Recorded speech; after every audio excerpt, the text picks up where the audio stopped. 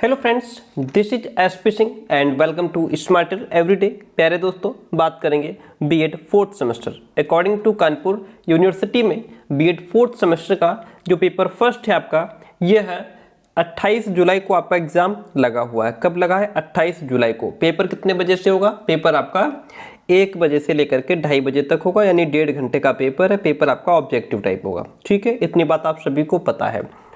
तो अब तक हम लोगों ने पवन, इजी नोट्स, गोल्ड सीरीज के सारे क्वेश्चन बैंक कवर कर लिए, चैप्टर वाइज क्वेश्चंस कर लिए, एक्स्ट्रा एमसीक्यूज कर लिए।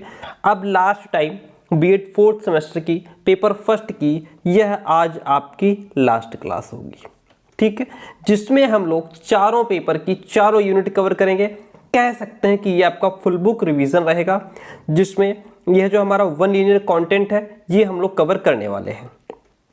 पहले शायद 2 क्लासेस हुई हैं जिसमें हमने paper unit first and unit second को अलग अलग कराया है, लेकिन आज की इस क्लास में चारों यूनिट को एक साथ हम लोग कवर करने वाले हैं, ठीक है। बहुत ही अमेजिंग क्लास ये होने वाली है। जो भी स्टूडेंट क्लास में लास्ट तक बना रहता है, डेफिनेटली पूरा पेपर आपको यहीं से मिलने वाला है, ठीक है। चलिए आगे बढ़ते हैं और पेपर फर्स्ट देखिएगा, कवर करते हैं स्टार्टिंग से। भारतीय ज्ञान परंपरा जो है वह भारतीय दर्शन में ही समाहित है। भारतीय ज्ञान परंपरा आपकी भारतीय दर्शन में ही समाहित है। दर्शते इति दर्शनम, अर्थात ये वो प्रक्रिया है जिसके अंतर्गत देखा जाता है, अर्थात विश्लेषण, चिंतन या मनन किया जाता है। जो दर्शन है ये वो प्रक्रिया है जिसके अंतर्गत देखा जाता है, विश्लेषण किया जाता है, चिंतन मनन किया जाता है। चिंतन को मीमांसा की संज्ञा भी दी जाती है। किसको? चिंतन को। ये जो आप मीमांसा पढ़ते हैं, ज्ञान मीमांसा, तत्व मीमांसा, ये क्या है? ये चिंतन है। मीमांसा का अर्थ होता है गहन विचार करना, परीक्षा एवं अनुसंधान। ज्ञान परंपरा या दार्शनिक चिंतन 3 अनुभागों में वर्गीकृत है। जो भी ज्ञान परंपरा या दार्शनिक चिंतन है उसके 3 भाग किए गए हैं, जिसमें पहला आपका तत्व मीमांसा, दूसरा ज्ञान मीमांसा और तीसरा मूल्य मीमांसा है। क्वेश्चन आएगा तो आप लिखेंगे कि 3 भागों में वर्गीकृत है, ठीक है। इतनी बात क्लियर हुई। साविद्या या विमुक्तये, अर्थात जो मुक्ति का पथ प्रशस्त करे वही विद्या या ज्ञान है। क्वेश्चन पूछ लेगा साविद्या या विमुक्तये का अर्थ क्या है, तो जो मुक्ति का पथ प्रशस्त करे वही विद्या या ज्ञान है। भारतीय ज्ञान परंपरा के सार उपनिषद माने जाते हैं। भारतीय ज्ञान परंपरा के सार किसको मानते हैं? उपनिषद को। उपनिषद जो है ये भारतीय ज्ञान परंपरा के सार माने जाते हैं, क्योंकि वेदों का अंतिम अंश उपनिषद है। क्वेश्चन पूछेगा वेदों का अंतिम अंश किसको माना गया है? उपनिषद को माना गया है। उपनिषद का अर्थ क्या होता है? उपनिषद का अर्थ होता है ज्ञान प्राप्त करने के लिए गुरु के समीप बैठना ही उपनिषद है। ऐसा माना गया कि ज्ञानेन मुक्ति, अर्थात ज्ञान प्राप्ति से ही मुक्ति संभव है। अर्थात ज्ञान प्राप्ति से ही मुक्ति संभव है। मुक्ति का अर्थ होता है व्यक्ति भौतिक सुख एवं दुख के भाव से मुक्त होकर के आत्मिक आनंद को परम सुख के रूप में प्राप्त करे, वही मुक्ति है। वैदिक मंत्रों को 4 भागों में बांटा गया है। क्वेश्चन आपसे पूछेगा वैदिक मंत्रों को कितने भागों में बांटा गया है, तो आप क्या बताएंगे? वैदिक मंत्रों को 4 भागों में बांटा गया है। संहिता, ब्राह्मण, आरण्यक और उपनिषद, ये 4 भाग हैं वैदिक मंत्र के। तत्व मीमांसा में सृष्टि के मूल कारण पर विचार किया गया है। किस मीमांसा में सृष्टि के मूल कारण पर विचार किया गया है? तत्व मीमांसा में सृष्टि के मूल कारण पर विचार किया गया है। भारतीय परंपरा में माना गया है कि तत्व ही सत्य है। क्या माना गया है? तत्व ही सत्य है। इस सत्य को खोजना ही जीवन का उद्देश्य है। ज्ञान मीमांसा में ज्ञान के उद्भव, स्वरूप, प्रमाणीकरण तथा सीमा आदि पर विचार किया जाता है। बात को समझे आप। जो आपका ये तत्व मीमांसा है इसमें सृष्टि के मूल कारण पर विचार किया जाता है, और ज्ञान मीमांसा में ज्ञान के उद्भव, उसका स्वरूप क्या है, प्रमाणीकरण, सीमाएं, लिमिटेशन, इन सभी बातों पर विचार किया जाता है। ज्ञाता, ज्ञेय एवं ज्ञान को 3 अवयवों के द्वारा समग्र ज्ञान प्रक्रिया संपन्न होती है। प्रक्रिया ज्ञाता, ज्ञेय एवं ज्ञान 3 अवयवों के द्वारा जो समग्र ज्ञान प्रक्रिया है वह संपन्न होती है। ज्ञान मीमांसा में इन तीनों का सम्मिलित रूप ही त्रिपुटी सवित कहा जाता है। वेरी इंपॉर्टेंट पॉइंट है। ज्ञान मीमांसा में जो ये तीन अवयव हैं, ज्ञाता, ज्ञेय और ज्ञान, इन तीनों, ये तीन जो अवयव है इनका जो सम्मिलित रूप है उसी को त्रिपुटी सवित कहा जाता है। पॉइंट क्लियर हुआ? ठीक है। जड़ चेतन का विभेद करते हुए विशुद्ध चैतन्य स्वरूप आत्मा को जानना ही तत्व ज्ञान कहलाता है। भारतीय ज्ञान परंपरा में मुख्य निर्धारक है शब्द प्रमाण। क्या है मुख्य निर्धारक? शब्द प्रमाण। वेदों या शब्द प्रमाण के आधार पर ही भारतीय ज्ञान परंपरा का वर्गीकरण दो भागों में किया गया है। वेदों या शब्द प्रमाण के आधार पर ही भारतीय ज्ञान परंपरा का वर्गीकरण दो भागों में किया गया है। पहला तो आस्तिक यानी कि ईश्वर को मानने वाले, दूसरे नास्तिक ईश्वर को न मानने वाले। ठीक है, इतनी बात करिए। और चारवाक, जैन एवं बौद्ध दर्शन को नास्तिक दर्शन की श्रेणी में रखा गया है। ठीक है, कौन कौन से दर्शन नास्तिक दर्शन में आते हैं? तो आपका चारवाक, जैन और बौद्ध। मूल्य मीमांसा में अभी आपने ऊपर पढ़ा तत्व मीमांसा, ज्ञान मीमांसा, अब आता है मूल्य मीमांसा। मूल्य मीमांसा में मूल्य, स्वरूप, प्रकार और उनकी तात्विक सत्ता का विवेचन किया जाता है। स्वामी विवेकानंद के अनुसार मनुष्य की अंतर्निहित पूर्णता की अभिव्यक्ति ही शिक्षा है, ऐसा स्वामी विवेकानंद कहते हैं। चैप्टर फर्स्ट खत्म हो गया। चैप्टर सेकंड कहता है, जो कि हमारा वैदिक कालीन शिक्षा से संबंधित है। पहला ही पॉइंट है 2000 ईसा पूर्व से लेकर के 500 ईस्वी तक का जो समय है वो आपका वैदिक काल के नाम से जाना जाता है। वेद शब्द का जन्म विरद धातु से हुआ है, जिसका अर्थ है ज्ञान प्राप्त करना। ओके, वेद शब्द का जन्म विरद धातु से हुआ है, जिसका अर्थ क्या होता है? ज्ञान प्राप्त करना। वेद शब्द का शाब्दिक अर्थ है जिससे ज्ञान प्राप्त किया जाता है। वैदिक काल में शिक्षा से आशय वैदिक कालीन शिक्षा से है। वैदिक काल में शिक्षा से आशय क्या है? वेद कालीन शिक्षा, क्योंकि वैदिक शिक्षा मूलतः वेदों पर आधारित थी। वैदिक शिक्षा किस पर आधारित थी? वैदिक शिक्षा जो थी वह वेदों पर ही आधारित थी। वैदिक काल में शिक्षा पर ब्राह्मणों का आधिपत्य था। ध्यान रखिएगा, वैदिक काल में शिक्षा पर ब्राह्मणों का आधिपत्य था। अतः कुछ विद्वान वैदिक कालीन शिक्षा को ब्राह्मणीय शिक्षा तथा कुछ हिंदू शिक्षा की संज्ञा भी इसको देते हैं। डॉक्टर अल्तेकर का एक स्टेटमेंट है जो कि बहुत ही अच्छा स्टेटमेंट है। ये कहते हैं, ईश्वर भक्ति तथा धार्मिकता की भावना, चरित्र निर्माण, व्यक्तित्व का विकास, नागरिक एवं सामाजिक कर्तव्यों का पालन, सामाजिक कुशलता की उन्नति और राष्ट्रीय संस्कृति का संरक्षण एवं प्रसार प्राचीन भारत में शिक्षा के मुख्य उद्देश्य एवं आदर्श ही थे। ऐसा डॉक्टर अल्तेकर कहते हैं अपने शब्दों में। नेक्स्ट पॉइंट कहता है, वैदिक काल में शरीर की अपेक्षा आत्मा को बहुत अधिक महत्व दिया जाता था। वैदिक काल में किसको अधिक महत्व दिया जाता था? तो वैदिक काल में आत्मा को अधिक महत्व दिया जाता था शरीर की अपेक्षा, क्योंकि शरीर नश्वर है जबकि आत्मा अनश्वर है। ठीक है, सत्य, ब्रह्म अथवा मोक्ष की प्राप्ति, सत्य, ब्रह्म अथवा मोक्ष की प्राप्ति जीवन का लक्ष्य था। समाज भी धर्म प्रधान था वैदिक काल में, और धर्म ही ईश्वर की प्राप्ति का साधन भी था। धर्म ही ईश्वर की प्राप्ति का साधन भी था। ब्रह्मचर्य आश्रम के पश्चात गृहस्थ पालन के कर्तव्यों का ज्ञान दिया जाता था। ब्रह्मचर्य आश्रम के पश्चात क्या होता था? गृहस्थ पालन के कर्तव्यों का ज्ञान दिया जाता था। वेदों के अनुसार शिक्षा का अर्थ ज्ञान अथवा विद्या की प्राप्ति है। ओके, विद्यार्थी को एक वेद का अध्ययन करने के लिए क्या लिखा है? पॉइंट लिखा है सामने, देखिए। विद्यार्थी को एक वेद का अध्ययन करने के लिए 12 वर्ष व्यतीत करने पड़ते थे। अब जो बालक एक वेद का अध्ययन करता था 12 वर्ष तक अध्ययन करने वाले स्नातक कहलाते थे। 24 वर्ष तक अध्ययन करने वाले बसु कहलाते थे।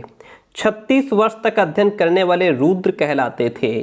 48 वर्ष तक अध्ययन करने वाले आदित्य कहलाते थे। आपसे क्वेश्चन ऐसे पूछेगा कि 3 वेदों का अध्ययन करने वाले छात्र को क्या कहा जाता था? रुद्र। 4 वेदों का अध्ययन करने वाले को आदित्य, 2 वेदों का अध्ययन करने वाले को वसु और 1 वेद का अध्ययन करने वाले को स्नातक कहा जाता था। 1 वेद के लिए 12 वर्ष, 2 के लिए 24, 3 के लिए 36, 4 के लिए 48। वेद 4 है, आप सभी को पता है, ऋग्वेद, यजुर्वेद, सामवेद और अथर्ववेद। ऋग्वेद को आदि वेद के रूप में स्वीकार किया गया है, जो मुख्यतः ज्ञान कांड की व्याख्या करता है। किसकी व्याख्या? जो ऋग्वेद है वह ज्ञान कांड की व्याख्या करता है। ऋग्वेद में ऋचाओं द्वारा मनुष्य जीवन के 4 आश्रम हैं, ब्रह्मचर्य, गृहस्थ, वानप्रस्थ व संन्यास। इनका विस्तार से वर्णन किया गया है। किसमें? इनका विस्तार से वर्णन किस वेद में मिलता है? ऋग्वेद में। वैदिक काल में जीवन को 2 प्रकार की विद्या, परा और अपरा में विभक्त किया गया था। ठीक है, परा का अर्थ ज्ञान, कर्म और उपासना द्वारा ब्रह्म सत्य, जगत मिथ्या का बोध कराना था कि ब्रह्म ही सत्य है, बाकी ये जो भौतिक जगत है, लौकिक जगत है, ये झूठा है, मिथ्या है। ओके, अब अपरा विद्या आती है। अपरा का अर्थ समाज विद्या, अर्थात उसके लौकिक स्वरूप से था, परंतु इनमें अधिक बल परा विद्या पर दिया जाता था, क्योंकि धर्म, अर्थ, काम तथा मोक्ष भारतीय जीवन के प्रमुख स्तंभ हुआ करते थे। वैदिक काल में प्रारंभिक शिक्षा की व्यवस्था परिवारों में ही होती थी। उत्तर वैदिक काल में विशिष्ट विद्यालयों की स्थापना की गई। विशिष्ट विद्यालयों की स्थापना कब की गई? उत्तर वैदिक काल में। इस काल में गुरुकुल प्रणाली अधिक प्रचलित थी। कौन सी प्रणाली? गुरुकुल प्रणाली। उत्तर वैदिक काल में या वैदिक काल में कौन सी प्रणाली प्रचलित थी? गुरुकुल प्रणाली। गुरु को आध्यात्मिक पिता माना जाता था और शिष्य को जो गुरु होते थे वो अपने पुत्र के समान मानते थे। उच्च शिक्षा में प्रवेश की आयु भी वर्ण के अनुसार निर्धारित की गई थी। 8 वर्ष की आयु में ब्राह्मण के बच्चों का एडमिशन होता था। 10 वर्ष की आयु में क्षत्रिय बच्चों का जो है एडमिशन होता था, उनको प्रवेश मिलता था। 12 वर्ष की आयु में वैश्य बच्चों का प्रवेश गुरुकुल में होता था तथा प्रवेश के समय बच्चों का उपनयन संस्कार भी होता था। पॉइंट टू बी नोटेड, ध्यान रखिएगा। फिर आता है आपका समावर्तन संस्कार। समापवर्तन संस्कार, देखिए यहाँ पे समापवर्तन, समावर्तन कुछ भी लिखा हो सकता है, ध्यान रखिएगा। ठीक है, ये जो संस्कार था, यह संस्कार उस समय होता है जब छात्र अपनी शिक्षा समाप्त कर लेता है। ठीक है, जब छात्र अपनी शिक्षा समाप्त कर लेता है तब उसका समावर्तन संस्कार होता था। समावर्तन का अर्थ होता है घर लौटना। यह संस्कार लगभग 25 वर्ष की आयु में होता है, जब छात्र गुरु गृह से लौटकर अपने घर लौटता था। जब छात्र अपनी शिक्षा पूरी करके गुरु के घर से अपने घर लौटता था तब उसका समावर्तन संस्कार होता था और ये लगभग 25 वर्ष की अवस्था में होता था। वैदिक काल में शिक्षा का प्रमुख उद्देश्य आध्यात्मिक विकास करना था। वैदिक काल में शिक्षण कार्य सामान्यतः मौखिक था। वैदिक काल में जो शिक्षण कार्य था वो कैसा था? मौखिक था। उत्तर वैदिक काल में छोटे बच्चों की शिक्षा के लिए कहानी विधि और उच्च स्तर के शिष्यों के लिए तर्क विधि का विकास किया गया। उत्तर वैदिक काल में जो छोटे बच्चे हुआ करते थे उनके लिए कहानी विधि और उच्च स्तर के जो बच्चे हुआ करते थे उनके लिए तर्क विधि का विकास किया गया। इतनी बात क्लियर हुई। नेक्स्ट वन पॉइंट इज, उत्तर वैदिक काल में उपनिषदों की शैली के आधार पर प्रश्नोत्तर, वाद विवाद और शास्त्रार्थ विधियों का भी विकास हुआ। श्रवण, मनन, निधिध्यासन विधि जो उपनिषदकारों की देन है का भी इस काल में विकास हुआ। ठीक है, श्रवण, मनन, निधिध्यासन विधि किसकी देन है? उपनिषदकारों की देन है। वैदिक काल में अविवाहित बच्चों को ही गुरुकुलों में प्रवेश मिलता था। वैदिक काल में गुरु शिष्य के मध्य अभिभावक व छात्र का संबंध होता था। गुरु शिष्यों को पुत्रवत और शिष्य गुरुओं को पिता के समान मानते थे। नेक्स्ट वन पॉइंट बहुत इंपॉर्टेंट है, देखिए समझिए इस पॉइंट को। प्रारंभिक वैदिक काल में पुरुषों के समान ही स्त्रियों को भी शिक्षा प्राप्ति के अधिकार के कारण स्त्रियों को वेदों का अध्ययन करने की स्वतंत्रता थी। बात कब की है? प्रारंभिक वैदिक काल की। और वे पुरुषों के साथ यज्ञ में भाग लेती थी, शास्त्रार्थ भी करती थी। परंतु उत्तर वैदिक काल में वर्ण के अनुसार शिक्षा प्रदान करने की व्यवस्था के कारण शूद्र वर्ण की स्त्रियों को तो उच्च शिक्षा से के अधिकार से वंचित ही कर दिया गया। उत्तर वैदिक काल में यानी कि प्रारंभिक वैदिक काल में तो स्त्रियां पढ़ती थी, यानी वेदों का अध्ययन करती थी, शास्त्र पढ़ती थी, सब कुछ करती थी, लेकिन उत्तर वैदिक काल में वर्णानुसार यानी कि जो वर्ण व्यवस्था लागू कर दी गई उसके तहत जो स्त्रियां थी वो शिक्षा के अधिकार से वंचित हो गईं, सामान्य परिवारों की बच्चियां भी उच्च शिक्षा प्राप्त नहीं कर पाती थी। ये कहा जा सकता है स्त्री शिक्षा इसमें उपेक्षित रही। वैदिक काल में मुख्यतः 3 प्रकार की व्यावसायिक शिक्षा का उल्लेख मिलता है। एक तो आपकी सैनिक शिक्षा, दूसरी चिकित्सा की शिक्षा, ठीक है, वाणिज्य शिक्षा, कॉमर्स एजुकेशन, इनका जो है उल्लेख मिलता है वैदिक काल में। आगे बढ़ते हैं। वैदिक काल में प्राथमिक शिक्षा की व्यवस्था परिवारों और उच्च शिक्षा की व्यवस्था गुरुकुलों में होती थी। उत्तर वैदिक काल में यही गुरुकुल बड़े बड़े नगरों और तीर्थ स्थानों पर स्थापित होने लगे थे, जो बाद में उच्च शिक्षा के केंद्र के रूप में विकसित हुए। वैदिक काल में शिक्षा का प्रमुख केंद्र तक्षशिला था। वैदिक काल में शिक्षा का प्रमुख केंद्र कौन सा था? तक्षशिला। बात करते हैं चैप्टर नंबर 3 की। चैप्टर 3 कहता है, देखिएगा, बौद्ध काल में, अब ये चैप्टर आपका बौद्ध काल से रिलेटेड है। बौद्ध काल का प्रारंभ जो है वह वैदिक काल की समाप्ति के बाद, जब आपका वैदिक काल समाप्त हो जाता है तो उसके बाद आपका बौद्ध काल आता है। बौद्ध काल का प्रारंभ वैदिक काल की समाप्ति के बाद अर्थात लगभग 500 ईसा पूर्व में हुआ था। चीनी यात्री फाहियान ने अपनी भारत यात्रा के दौरान बौद्धकालीन शिक्षा प्रणाली का वर्णन विस्तार से किया है। जैसा यहाँ पे FEKE ने लिखा है, बौद्ध शिक्षा 1500 वर्ष से अधिक समय तक प्रचलित रही और उसने ऐसी शिक्षा पद्धति का विकास किया जो ब्राह्मणी शिक्षा पद्धति की प्रतिद्वंदी थी और उस पर जो है अनेक बातों में उसके समान थी। डॉक्टर राधाकृष्णन का स्टेटमेंट है, बौद्ध धर्म कोई नया धर्म नहीं है बल्कि हिंदू धर्म का ही परिवर्तित रूप है, ऐसा डॉक्टर राधाकृष्णन कहते हैं। बुद्ध ने यज्ञ एवं कर्मकांड के स्थान पर सदाचार, अहिंसा, सत्य पर बल दिया। बौद्ध धर्म वेद की तथा ईश्वर की सत्ता को नहीं मानता। जो बौद्ध धर्म है वह वेद और ईश्वर की सत्ता को नहीं मानता।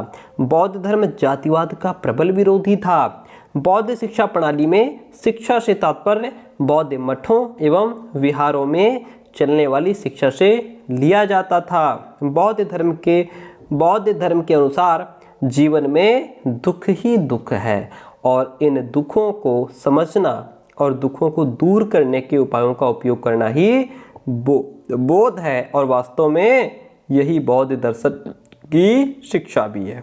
ठीक है, आगे बढ़ते हैं। शिक्षा दुखों का ज्ञान व दुखों को दूर करने का अष्टांग मार्ग दिखाती है। इस काल की शिक्षा व्यवस्था में छात्रों के चरित्र निर्माण हेतु उन्हें प्रारंभ से ही बौद्ध मठों व विहारों में 10 नियमों का पालन कराया जाता था। कितने नियमों का पालन? 10 नियमों का पालन कराया जाता था। एक एक पॉइंट को पकड़ते हुए चलिए। बौद्ध धर्म में सबसे अधिक आत्मसंयम, करुणा और दया को महत्व दिया गया। किसको? आत्मसंयम, करुणा और दया को। नेक्स्ट पॉइंट कहता है, छात्रों को सर्वप्रथम महात्मा बुद्ध द्वारा खोजे गए 4 आर्य सत्यों का ज्ञान कराया जाता था और इसके बाद उन्हें निर्वाण की प्राप्ति के लिए अष्टांगिक मार्ग, जिसमें आपका सम्यक दृष्टि, सम्यक संकल्प, सम्यक कर्मांत, सम्यक वाक, सम्यक आजीव, सम्यक व्यायाम और सम्यक समाधि में प्रशिक्षित किया जाता था। बौद्ध दर्शन में मनुष्यों को संसार से विमुख होने की अपेक्षा उसे संसार के दुखों से बचने का उपदेश दिया गया है। बौद्ध धर्म में मनुष्य को संसार के दुखों से बचने का उपदेश दिया गया है। बौद्ध धर्म के अंतर्गत भारतीय संस्कृति को अधिक महत्व दिया गया है। ठीक है, बौद्ध धर्म के अंतर्गत क्या हुआ, जो हमारी भारतीय संस्कृति है उसको काफ़ी महत्व दिया गया। बौद्ध भिक्षु देश विदेश में जाकर के उपदेश और दीक्षा देते थे, जिसमें बौद्ध धर्म का प्रचार और प्रसार हुआ। ठीक है, बौद्ध शिक्षा का सर्वोच्च उद्देश्य सादा जीवन, उच्च विचार के सिद्धांत को अपनाते हुए समाधि लेना अर्थात निर्वाण की प्राप्ति करना था। निर्वाण यानी कि मोक्ष की प्राप्ति करना था। भिक्षु एक विशेष प्रकार का अत्यधिक सादा पहनावा धारण करते थे। क्या धारण करते थे? सादा पहनावा धारण करते थे। सादा पहनावा, ओके, जिसे चीवर कहा जाता है। ठीक है, बौद्ध धर्म में भिक्षु जिस वस्त्र को धारण करते थे, जो भी पहनावा पहनते थे, उसे क्या कहा जाता था? चीवर। वे भिक्षा पात्र में ही भिक्षा लेकर सादा भोजन करते थे और पेड़ों के नीचे भूमि पर ही सोते थे। बौद्ध काल में तत्कालीन राजा शिक्षा व्यवस्था हेतु समुचित धन उपलब्ध कराते थे। यानी बौद्ध काल में जो भी उस जिस क्षेत्र की बात हो रही है उस क्षेत्र का जो भी राजा होता था वो शिक्षा व्यवस्था करता था, समुचित धन उपलब्ध कराता था और शिक्षण संस्थाओं के संचालन के लिए गांव के गांव पूरे दान में दे दिए जाते थे। बौद्ध शिक्षा प्रणाली में प्राथमिक स्तर की शिक्षा व्यवस्था निःशुल्क थी। आरंभ में शिक्षा केवल बौद्ध भिक्षुकों को दी जाती थी। उच्च शिक्षा के छात्रों से शुल्क लिया जाता था। प्राथमिक शिक्षा आरंभ करने की आयु 6 वर्ष थी। प्राथमिक शिक्षा आरंभ करने की आयु कितनी थी? 6 वर्ष थी। पाठ्यक्रम में बालकों को प्रथम 6 माह में सिद्धिरस्तु यानी कि बाल पोथी पढ़नी होती थी। पाठ्यक्रम में क्या होता था कि बालकों को पहले के 6 महीने में सिद्धिरस्तु जिसको बाल पोथी कहते हैं वो पढ़नी होती थी। 16 माह के बाद 5 विधाओं की शिक्षा दी जाती थी। 16 महीने के बाद बच्चे को 5 विधाओं की शिक्षा दी जाती थी। शब्द विद्या, तर्क विद्या, चिकित्सा विद्या, अध्यात्म विद्या, शिल्प स्थान विद्या, ये वो 5 विधाएं हैं जिनकी शिक्षा दी जाती थी 16 महीने के बाद। उससे पहले उन्हें सिद्धरस्तु बाल पोथी पढ़नी होती थी। बात ये बौद्ध काल की हो रही है। उच्च शिक्षा सामान्यतः 12 वर्ष की आयु से आरंभ होकर के 20 से 25 वर्ष तक चलती थी। उच्च शिक्षा प्राप्त करने के बाद जो छात्र बौद्ध धर्म के प्रचार व प्रसार कार्य में लगना चाहते थे उन्हें उपसंपदा संस्कार के बाद भिक्षु शिक्षा में प्रवेश दिया जाता था। यह शिक्षा सामान्यतः 8 वर्ष की अवधि की थी, जिसे पूरा करने के बाद वे भिक्षु कहलाते थे। क्या कहलाते थे? भिक्षु कहलाते थे। ठीक है। बौद्ध शिक्षा व्यवस्था के अंतर्गत जब कोई अपने घर से शिक्षा प्राप्त करने के लिए संघ में प्रविष्ट होता था तो मठ या विहार के अधिष्ठाता या शिक्षक भिक्षु जो भी मॉन्क होते थे वह शिक्षक के रूप में उसका पबजा संस्कार करते थे। क्या करते थे? पबजा संस्कार करते थे। ठीक है। जब कोई अपने घर से शिक्षा प्राप्ति के लिए आता था उसका पबजा संस्कार होता था। इस संस्कार के दौरान शिक्षक शिष्य को 3 वचन बोलने के लिए कहता था। बुद्धम शरणम गच्छामि यानी कि I go to the shelter of Buddha यानी कि मैं बुद्ध के शरण में जाता हूँ या जा रहा हूँ। धम्मम शरणम गच्छामि I go to the shelter of religion मैं धर्म के संरक्षण में जा रहा हूँ। संघम शरणम गच्छामि I go to the shelter of Sangh यानी कि मैं संघ के संरक्षण में जा रहा हूँ, उसके शरण में जा रहा हूँ। ठीक है। ये 3 वचन उसको बोलने होते थे। ओके, आगे बात करते हैं। तो उक्त 3 वचन लेने के बाद गुरु अपने शिष्य को 10 नियमों से अवगत कराता था। कितने नियमों से? 10 नियमों से। ठीक है। संघ के उक्त तीनों वचनों के बाद जिन्हें शरणत्रय भी कहा जाता था वह बालक शरणत्रयी लेता था। क्या लेता था? शरणत्रयी लेता था। नेक्स्ट वन पॉइंट कहता है पबजा संस्कार के बाद बालक सामनेर कहलाता था। ध्यान रखिएगा, पबजा संस्कार के बाद बालक सामनेर कहलाता था। पबजा संस्कार के बाद अध्ययन की जो अवधि है वह 12 वर्ष व उपसंपदा की अवधि 10 वर्ष थी। पबजा संस्कार 8 वर्ष की आयु में होता था। छात्रों को जनसाधारण से अलग परंतु कम वस्त्र पहनने का निर्देश था। वे सामान्यतः त्रिशिवरा नामक 3 वस्त्र धारण करते थे। कितने वस्त्र धारण करते थे? 3 वस्त्र, जिनको त्रिशिवरा कहा गया। ओके। बौद्ध काल में शिक्षक को बहुत उच्च स्थान प्राप्त था। बौद्ध भिक्षु ही शिक्षण का कार्य करते थे और उन्हें उपाध्याय कहा जाता था। जो बौद्ध भिक्षु शिक्षण का कार्य करते थे उन्हें उपाध्याय कहा जाता था। बौद्ध काल को भारत के इतिहास का स्वर्ण काल माना जाता है। किस काल को? बौद्ध काल को। बौद्ध धर्म के अनुसार आचरण को ही नैतिकता का प्रतीक माना जाता था। आचरण को ही नैतिकता का प्रतीक माना जाता था। अब बात करते हैं बौद्ध शिक्षा के कुछ प्रसिद्ध विश्वविद्यालय थे। जैसे बौद्ध काल में शिक्षा के प्रमुख केंद्र मठ और विहार थे। कौन? मठ और विहार। कुछ मठों और विहारों ने विश्वविद्यालय के रूप में विकसित होकर के पर्याप्त ख्याति प्राप्त की। जैसे तक्षशिला विश्वविद्यालय की अगर बात करें तो तक्षशिला विश्वविद्यालय पाकिस्तान के रावलपिंडी शहर से लगभग 35 किलोमीटर दूरी पर स्थित है। यह अनेक वर्षों तक स्थित था। यह अनेक वर्षों तक पहले वैदिक शिक्षा का और उसके बाद बौद्ध शिक्षा का प्रसिद्ध केंद्र रहा। यह विश्वविद्यालय संसार का सबसे पहला विश्वविद्यालय था। यह विश्वविद्यालय जो तक्षशिला विश्वविद्यालय है यह संसार का सबसे पहला विश्वविद्यालय था। यह 550 ईसा पूर्व से 450 ईसा पूर्व तक के 100 वर्ष लंबे काल में बौद्ध शिक्षा का प्रमुख केंद्र रहा। 5वीं शताब्दी के मध्य में बर्बर हूणों ने इसे नष्ट कर दिया। यह संसार का सबसे पहला विश्वविद्यालय होने के कारण मानव जाति की एक धरोहर है। यूनेस्को ने इसे अंतर्राष्ट्रीय धरोहर माना है। किसने तक्षशिला को अंतर्राष्ट्रीय धरोहर माना है? यूनेस्को ने इसे अंतर्राष्ट्रीय धरोहर माना है। नेक्स्ट वन पॉइंट है नालंदा विश्वविद्यालय। आइए नालंदा विश्वविद्यालय की बात करते हैं। देखिए, यह विश्वविद्यालय वर्तमान बिहार प्रांत के पटना नगर से लगभग 75 किलोमीटर दूरी पर स्थित था। कौन सा विश्वविद्यालय? नालंदा। यह महात्मा बुद्ध के प्रिय शिष्य सारिपुत्रवा की जन्मभूमि थी। नालंदा विश्वविद्यालय। इस विश्वविद्यालय को 200 गांव दान में मिले थे। वेनसांग ने लिखा है कि इस विश्वविद्यालय में प्रतिदिन 100 भाषण होते थे, 100 लेक्चर होते थे। इसमें 10,000 छात्र जो है वो अध्ययन कर रहे थे। कितने? 10,000। नेक्स्ट पॉइंट कहता है कि 1205 में कुतुबुद्दीन ऐबक ने दिल्ली की गद्दी पर बैठते ही अपने सेनापति बख्तियार खिलजी के द्वारा इसे नष्ट करवा दिया था। ठीक है, तो ये बात हो गई नालंदा विश्वविद्यालय की। नेक्स्ट पॉइंट है वल्लभी विश्वविद्यालय। देखिए, वल्लभी नगर भारत के पश्चिम में वर्तमान गुजरात प्रांत के काठियावाड़ के निकट स्थित था। 4वीं शताब्दी में यह मैत्रेय नरेशों की राजधानी थी। गुप्त काल में यहाँ नालंदा के प्रतिद्वंदी के रूप में वल्लभी विश्वविद्यालय की स्थापना हुई और 12वीं शताब्दी में यह विनाश को प्राप्त हो गया वल्लभी विश्वविद्यालय। ठीक है, इसके बाद बात करते हैं हमारा जो विक्रमशिला विश्वविद्यालय है, इसकी बात करते हैं। देखिए, विक्रमशिला विश्वविद्यालय। यह विश्वविद्यालय मगध में गंगा तट पर एक पहाड़ी के ऊपर स्थित था। जो विक्रमशिला विश्वविद्यालय है यह मगध में गंगा तट पर एक पहाड़ी के ऊपर स्थित था। इसका निर्माण पाल वंश के राजा धर्मपाल ने 8वीं शताब्दी के उत्तरार्ध में कराया था। ओके, विश्वविद्यालय के 6 द्वार थे। 8वीं शताब्दी से 12वीं शताब्दी के अंत तक यह विश्वविद्यालय शिक्षा का प्रमुख केंद्र रहा। फिर कहता है कि कुतुबुद्दीन ऐबक ने गद्दी पर बैठते ही 1203 में इसे भी अपने सेनापति बख्तियार खिलजी से नष्ट करा दिया था।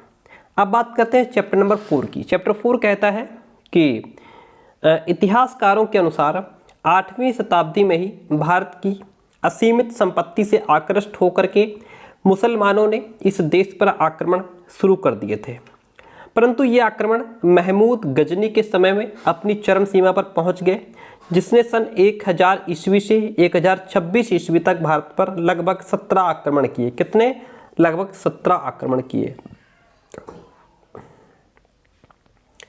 पॉइंट कहता है मोहम्मद गौरी को भारत का प्रथम मुस्लिम शासक माना जाता है। किसको? मोहम्मद गौरी को भारत का प्रथम मुस्लिम शासक माना जाता है। 12वीं शताब्दी से 18वीं शताब्दी तक भारत पर मुस्लिम शासकों का अधिकार रहा।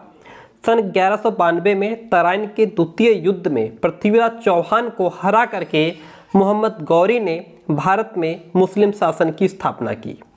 सन 1526 में बाबर के आधिपत्य के फलस्वरूप भारत में मुगल साम्राज्य का नया युग प्रारंभ हुआ, जो 300 वर्षों तक चला। कितने वर्षों तक? 300 वर्षों तक चला। इस प्रकार लगभग 550-550 वर्ष तक भारत पर मुसलमानों का आधिपत्य रहा। उन्होंने यहाँ एक नवीन शिक्षा प्रणाली का सूत्रपात किया, जिसे मध्यकालीन मुस्लिम शिक्षा प्रणाली कहा जा सकता है। ओके, संपूर्ण मुस्लिम काल में प्राथमिक और उच्च शिक्षा की व्यवस्था थी। उस काल में शिक्षा के केवल यही 2 स्तर थे, प्राथमिक और उच्च। इन दोनों स्तरों पर शिक्षा प्रदान करने के लिए मुस्लिम शासकों और विद्या प्रेमी धनी व्यक्तियों के द्वारा मकतबों और मदरसों की स्थापना की गई। जो उस समय के धनी व्यक्ति होते थे, उनके माध्यम से मकतब और मदरसे की स्थापना की गई। Doctor F.E. केई ने लिखा है, कुछ अपवादों के अलावा मुस्लिम शिक्षा जनता के उन अल्पसंख्यकों के लिए थी जो मुस्लिम धर्म को अंगीकार कर लेते थे। परिभाषा डॉक्टर F.E. केई क्या है? मुस्लिम शिक्षा का अर्थ ज्ञान अर्जन करना था। मुस्लिम शिक्षा का अर्थ क्या था? ज्ञान अर्जन करना। इस्लाम धर्म समानता, स्वतंत्रता और बंधुत्व का धर्म है। इस्लाम का अर्थ परम शक्ति के प्रति समर्पण और उन नियमों का पालन करना है जो प्रकृति की रचना करते हैं। मकतब शब्द अरबी भाषा के कुतुब शब्द से बना है, जिसका अर्थ है उसने लिखा, यानी कि ही रोट। उर्दू भाषा में कुतुब शब्द किताब का बहुवचन है। इस प्रकार मकतब वह स्थान है जहाँ बालकों को लिखने पढ़ने की शिक्षा दी जाती है। प्राथमिक शिक्षा के मुख्य केंद्र मकतब थे। इन शिक्षा संस्थाओं में केवल मुसलमान बच्चे ही शिक्षा प्राप्त करते थे। ओके, चलिए फटाफट पकड़ते चलिए पॉइंट्स को। मुस्लिम युग में बिस्मिल्लाह खानी की रस्म के बाद बालक अपनी शिक्षा प्रारंभ करता था। बालक जब 4 वर्ष 4 माह 4 दिन का हो जाता था तब यह रस्म होती थी। मकतबों में शिक्षण विधि मौखिक थी। मोटे सरकंडे की कलम से लिखने का अभ्यास कराया जाता था। मुस्लिम काल में मदरसे उच्च शिक्षा के केंद्र थे, जैसे आजकल आपके डिग्री कॉलेज। मदरसा शब्द अरबी भाषा के दर्स शब्द से बना हुआ है। मदरसा शब्द अरबी भाषा के दर्स शब्द से बना हुआ है, जिसका अर्थ होता है भाषण देना। क्या होता है? जिसका अर्थ होता है भाषण देना। उस समय उच्च शिक्षा भाषण द्वारा दी जाती थी। उच्च शिक्षा की अवधि 10 से 12 वर्ष थी। कितनी? 10 से 12 वर्ष।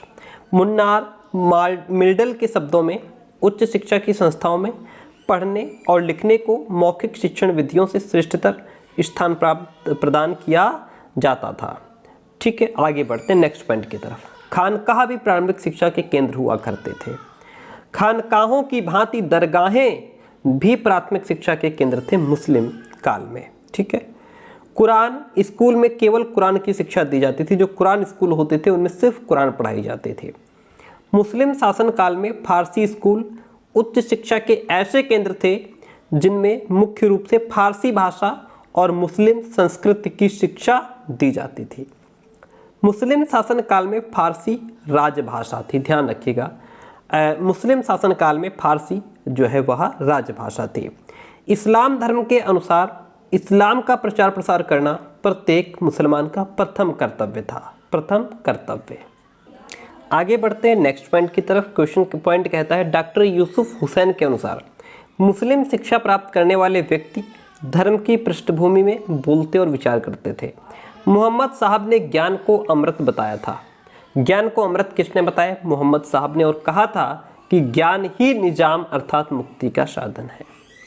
मुस्लिम धर्म के अनुयायियों के लिए मोहम्मद साहब ने कहा था, दान में धन देने की अपेक्षा अपने बच्चों को शिक्षा देना कहीं अधिक अच्छा है।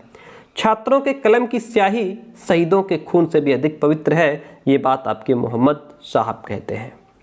मुस्लिम शासकों ने अपनी शासन व्यवस्था में मुस्लिम संस्कृति को अधिक स्थान दिया। ठीक है, एंड मुस्लिम संस्कृति में पुनर्जन्म पर विश्वास नहीं किया जाता है। ये आपकी यूनिट फर्स्ट कंप्लीट हो गई। आगे बढ़ते हैं। अब यहाँ से हम बात करते हैं जो आपकी सेकंड यूनिट है। ठीक है, एक यूनिट आपकी कंप्लीट होती है। देखिए, भारत तथा यूरोप के बीच मध्यकाल में सीधे व्यापारिक संबंध स्थापित करने वाला व्यक्ति एक पुर्तगाली नाविक वास्को डी गामा था। कौन था वो व्यक्ति? वास्को डी गामा था। ओके, भारत और यूरोप के बीच में मध्यकाल में जो सीधे जिसने व्यापारिक संबंध स्थापित किए वो पुर्तगाली नाविक वास्को डी गामा था। वास्को डी गामा ने 17 मई 1498 ईस्वी को भारत के दक्षिणी पश्चिमी तट पर कालीकट नामक स्थान पर उसने अपना डेरा डाला। कहाँ? कालीकट नामक स्थान पर। ओके, लगभग 100 वर्ष तक पुर्तगालियों का भारत के साथ व्यापार पर एकाधिकार रहा। सर्वप्रथम भारत में अंग्रेजी शिक्षा एवं शासन की आधारशिला सन 1613 ईस्वी में रखी गई। सबसे पहले जो भारत में अंग्रेजी शिक्षा और शासन की जो नींव रखी गई, जो आधारशिला है, वो सन 1613 ईस्वी में रखी गई थी। ठीक है, यहाँ तक बात क्लियर हुई। आगे बढ़ते हैं। मिशनरियों का मुख्य उद्देश्य भारतवासियों को अपने धर्म का अनुयायी बनाना था, अपने धर्म का फॉलोअर बनाना था। मिशनरियों को भारत में आधुनिक शिक्षा का प्रवर्तक माना जाता है। किसको? मिशनरियों को आधुनिक शिक्षा का प्रवर्तक माना जाता है भारत में। नूरुल्लाह व नायक ने लिखा है, मिशनरियों को भारत में आधुनिक शिक्षा पद्धतियों के प्रवर्तक होने का सम्मान प्राप्त है। अंग्रेजी ईसाई मिशनरियों ने कलकत्ता, बम्बई व मद्रास में अनेक धर्मार्थ विद्यालय, चैरिटी स्कूल स्थापित किए। चेन्नई में एक एंग्लो वर्नाक्यूलर और संडे स्कूल भी खोला गया। कहाँ खोले गए ये? चेन्नई में। सन 1698 ईस्वी में ब्रिटिश सरकार द्वारा ईस्ट इंडिया कंपनी को एक आज्ञा पत्र के द्वारा ईसाई पादरियों को रखने व विद्यालयों को संचालित करने की आज्ञा भी दे दी गई 1698 ईस्वी में। ठीक है, ब्रिटिश सरकार के द्वारा। 1731 तक अंग्रेज मिशनरियों ने बंगाल, बम्बई व मद्रास में भारी मात्रा में प्राथमिक विद्यालयों की स्थापना कर डाली। 1757 में प्लासी का युद्ध और 1764 में बक्सर के युद्ध की विजय से कंपनी को बंगाल, बिहार और अवध प्रांत प्राप्त हो गए। बंगाल के श्रीरामपुर के 3 देसाई मिशनरी कैर, वार्ड, मार्समैन, ये तीनों श्रीरामपुर त्रिमूर्ति के नाम से प्रसिद्ध थे। ध्यान रखिएगा, क्वेश्चन बहुत पूछता है कि श्रीरामपुर त्रिमूर्ति के नाम से कौन प्रसिद्ध थे। 3 नाम ये होंगे और फिर 3 और होंगे, 3 और होंगे, 3 और होंगे। इस तरीके से 4 ऑप्शन मिलेंगे आपको। जहाँ पे कैर, वार्ड, मार्समैन होगा आप उसको टिक करेंगे। इन्हीं को श्रीरामपुर त्रिमूर्ति कहते हैं। 1813 के आज्ञा पत्र में ईसाई मिशनरियों को भारत में बिना किसी नियम, कानून व रोक के बिना आने जाने का अधिकार प्राप्त हो गया। ग्रांट अपने पद से अवकाश प्राप्ति के बाद इंग्लैंड लौट करके सन 1792 ईस्वी में एक पुस्तक उसने प्रकाशित की जिसका शीर्षक था, टाइटल था जिसका ग्रेट ब्रिटेन के एशियाई प्रजनों की सामाजिक स्थिति पर विचार। यह पुस्तक 1792 में प्रकाशित हुई। पुस्तक किसकी थी? ग्रांट की। ठीक है, चलिए, इस पुस्तक में उसने हिंदुओं और मुसलमानों की अज्ञानता का वर्णन किया था। आधुनिक शिक्षा की रूपरेखा सबसे पहले चार्ल्स ग्रांट ने ही प्रस्तुत की थी। किसने? चार्ल्स ग्रांट ने। नुरुल्लाह और नायक ने कहा है, चार्ल्स ग्रांट को कभी कभी भारत में आधुनिक शिक्षा का जन्मदाता कहा जाता है। किसको? चार्ल्स ग्रांट को कभी कभी भारत में क्या कहा जाता है? आधुनिक शिक्षा का जन्मदाता कहा जाता है। स्टेटमेंट नुरुल्लाह व नायक का है।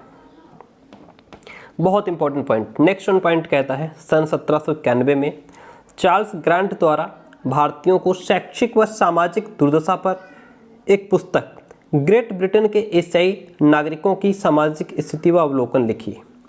सन 1781 में वॉरेन हेस्टिंग्स ने कलकत्ता मदरसा की स्थापना की। सन 1791 में जॉनथन डंकन ने बनारस संस्कृत कॉलेज की स्थापना की। सन 1800 में लॉर्ड वेलेस्ली ने कलकत्ता में फोर्ट विलियम कॉलेज की स्थापना की। एंड सन 1818 में फोर्ट सेंट जॉर्ज कॉलेज की स्थापना अंग्रेज कर्मचारी को भारतीय भाषाएं सिखाने के लिए की गई थी। Point to be noted. ठीक है, आगे बढ़ते हैं। क्वेश्चन कहता है, पॉइंट, सन 1818 में अंग्रेजों ने अंतिम पेशवा के राज्य का अंत करके बम्बई प्रेसिडेंसी का निर्माण किया। सन 1808 में श्रीरामपुर त्रिमूर्ति कांड हो गया। कब हुआ? 1808 में हुआ। 1793 ईस्वी में 20 वर्ष के बाद 1813 में कंपनी का आज्ञा पत्र नवीनीकरण के लिए पुनः ब्रिटिश पार्लियामेंट में प्रस्तुत किया गया। 20 वर्ष के बाद, 1793 में 20 वर्ष के बाद। ठीक है, 1813 के आज्ञा पत्र में 1 लाख रुपए भारत में विद्या प्रसार के लिए रखा गया था। 1823 ईस्वी में एक लोक शिक्षा समिति की स्थापना की गई। लोक शिक्षक समिति की स्थापना 1823 में की गई। इस लोक शिक्षा की सामान्य इस समिति में 10 सदस्य थे। उनमें 2 दल थे। एक प्राच्य विद्या समर्थक दल था, जबकि दूसरी ओर आंग्ल दल था जो अंग्रेजी को शिक्षा के माध्यम के रूप में समर्थन देता था। यहाँ तक बात क्लियर हुई। नेक्स्ट वन पॉइंट कहता है कि 1813 के आज्ञा पत्र की धारा 43 में जो वर्णित शब्द हैं, जैसे साहित्य है, भारतीय विद्वान, भारतीय भाषा व निवासी आदि की स्पष्ट व्याख्या नहीं की गई थी। इस राजपत्र में शैक्षिक विकास के लिए 1 लाख रुपए की धनराशि की पेशकश की गई थी और प्राच्य विद्या समर्थक दल का नेता एस.टी. प्रिंसेप था। प्राच्य विद्या समर्थक दल जो नेता था वो कौन था? एस.टी. प्रिंसेप। राम मोहन राय जैसे विद्वान पाश्चात्य भाषा व शिक्षा पद्धति को भारत में प्रचलित करने के पक्षधर थे। आंग्ल प्राच्य विवाद लगभग 20 वर्ष के लंबे काल तक चला और 1834 में अंततः इस विवाद के अंत हेतु ब्रिटेन सरकार की ओर से लॉर्ड मैकाले भारत आया। कौन? Lord Macaulay. कब आया? 1834 में। सन 1813 के आज्ञा पत्र के उपरांत 1833 ईस्वी में 20 वर्षों के बाद ब्रिटिश पार्लियामेंट में ईस्ट इंडिया कंपनी को नया आज्ञा पत्र जारी किया गया। शिक्षा हेतु 1813 के राजपत्र में जो राशि 1 लाख रुपए थी वो बढ़ा करके 10 लाख रुपए कर दी गई। कितनी? 10 लाख रुपए कर दी गई। ठीक है, आगे बढ़ते हैं, चैप्टर 6 की बात करेंगे। चैप्टर 6 कहता है लॉर्ड विलियम बेंटिक की सहायता हेतु लॉर्ड मैकाले 13 जून सन 1834 को गवर्नर जनरल की काउंसिल के कानूनी सलाहकार के रूप में भारत आया था। ठीक है, जनरल की काउंसिल के कानूनी सलाहकार के रूप में भारत आया था। ओके, बेंटिक ने उसे जन शिक्षा समिति का अध्यक्ष नियुक्त कर दिया था और मैकाले ने सन 1813 के आज्ञा पत्र की धारा 43 का गंभीरता से अध्ययन किया तथा अंततः 7 मार्च 1835 को अपना विवरण पत्र गवर्नर जनरल के समक्ष पेश किया। 7 मार्च 1835 को लॉर्ड मैकाले ने अपना विवरण पत्र जो था वो गवर्नर जनरल के समक्ष पेश किया। मैकाले प्राच्य, शिक्षा व संस्कृत का कड़ा आलोचक था। कौन? मैकाले। मैकाले का पूरा नाम थॉमस नेकिंगटन मैकाले था। ओके, यहाँ पे आपको एक थोड़ा सा डिफरेंट वर्ड में मिल सकता है, ध्यान रखिएगा। थॉमस मैकाले मिल जाए, नाम राइट है। उसका कहना था कि भारत व अरब देशों का समस्त शिक्षा साहित्य यूरोपीय साहित्य की एक अलमारी के बराबर है। लॉर्ड मैकाले ने अपना विवरण पत्र विलियम बेंटिक के पास 8 फरवरी 1835 को उसने प्रस्तुत किया। अंग्रेजी शिक्षा की प्रगति में मैकाले जो था वह एक मार्गदर्शक कहलाता है। मैकाले के ही अंग्रेजी के पक्ष में दिए गए तर्कों के परिणाम स्वरूप सन 1837 में तत्कालीन गवर्नर जनरल लॉर्ड ऑकलैंड ने फारसी के स्थान पर अंग्रेजी को राजकाज की भाषा घोषित की। किसने? लॉर्ड ऑकलैंड ने। किसके स्थान पर? फारसी के स्थान पर अंग्रेजी को राजकाज की भाषा उसने घोषित की थी। ऑकलैंड ने अपनी शिक्षा नीति 1839 में घोषित की। ऑकलैंड ने अपनी जो शिक्षा नीति थी वो कब घोषित की? 1839 में। अधोगामी निस्यंदन सिद्धांत से तात्पर्य था कि शिक्षा का ऐसा प्रारूप निर्धारित किया जाए कि वह ऊपर से छन करके नीचे अर्थात सर्वसाधारण तक पहुंच जाए। शाब्दिक अर्थ में निस्यंदन या छनाई का अभिप्राय किसी द्रव का छन छन करके नीचे की ओर आना है। किसी द्रव का छन छन करके नीचे की ओर आना है। किंतु शिक्षा में इसका अर्थ है कि समाज के उच्च वर्ग को शिक्षित कर देने से शिक्षा का प्रकाश स्वाभाविक रूप से साधारण व्यक्ति तक पहुंच जाएगा, सर्वसाधारण तक पहुंचेगा। आर्थर ह्यूम ने अपनी पुस्तक भारत में शिक्षा में लिखा था कि शिक्षा जनता में ऊपर से फैलेगी, बूंद बूंद करके भारतीय जीवन में हिमालय से आवश्यक ज्ञान नीचे की ओर बहेगा और समय के साथ साथ उसका रूप उससे अधिक अच्छे और विस्तृत झरने की भांति होगा जो कि प्यासे मैदानों की सिंचाई करेगा। ऐसा आर्थर ह्यूम ने अपनी पुस्तक भारत में शिक्षा में लिखा था। मैकाले प्रस्ताव का प्रमुख उद्देश्य भारत में अंग्रेजी शिक्षा को लाद देना था। मैकाले ने प्राच्य संस्थाओं के लिए अपने विवरण पत्र में संस्तुति की थी कि इन्हें बंद कर दिया जाए। उसने रिकमेंडेशन दी थी कि जो है इन्हें, जो प्राच्य संस्थाएं थी उनके लिए उसने विवरण पत्र लिखा कि इन्हें बंद कर दिया जाना चाहिए। And governor general Lord William Bentinck अत्यंत उदार व प्रगतिशील स्वभाव का व्यक्ति था। 1844 में लॉर्ड होल्डिंग ने अंग्रेजी जानने वाले अभ्यर्थियों को नौकरी में वरीयता प्रदान की। विलियम बेंटिक ने एक सरकारी विज्ञप्ति के द्वारा भारत की भावी शिक्षा नीति की घोषणा की जो कि 7 मार्च 1835 को उसने की थी। यहाँ तक बात करी हुई। नेक्स्ट चैप्टर की बात करते हैं, देखिएगा चैप्टर नंबर 7। चैप्टर कहता है विलियम एडम एक समर्पित और उत्साही मिशनरी था। किसकी बात हो रही है यहाँ पे? यहाँ पे बात विलियम एडम की हो रही है। वह भारत में ईसाई धर्म व संस्कृति का प्रचार प्रसार करने के उद्देश्य से आया था। सन 1818 में वह भारत में सीरमपुर में आया था।